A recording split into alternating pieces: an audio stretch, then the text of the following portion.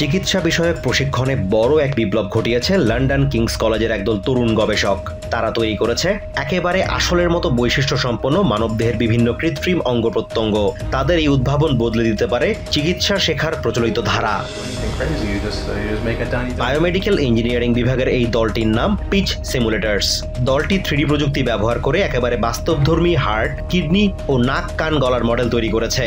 দলটির সদস্য কার্লোস সায়া জানান, প্রশিক্ষণে তারা ব্যবহার করেছেন এমন সব উপাদান যেগুলোর বৈশিষ্ট্য মানব টিস্যুর মতো, পাশাপাশি এগুলোকে ল্যাবে দীর্ঘ সময় ধরে সংরক্ষণ করে রাখা যায় কোনো ধরনের সমস্যা ছাড়াই।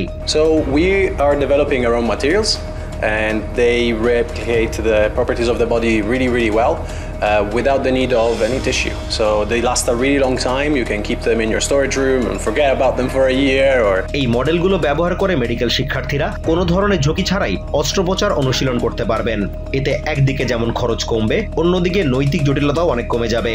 কিংস কলেজের লেকচারার অ্যান্টোনিও পন্টিকি বলেন, প্রশিক্ষণের জন্য এখনো মানুষ ও অন্যান্য প্রাণীর মরদেহ ব্যবহার করা হয়। নতুন এই উদ্ভাবনের ফলে এইসব মরদেহ জোগাড় করতে অনৈতিক উপায় অবলম্বনের সংখ্যা অনেকটাই কমে যাবে।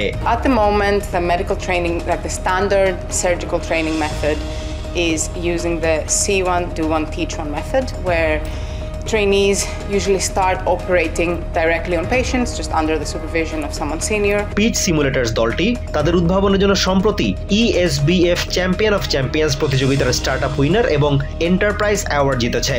তাদের তৈরি মডেল এখন ব্যবহৃত হচ্ছে কার্ডিওলজি, ইউরোলজি এবং ENT সার্জারিতে।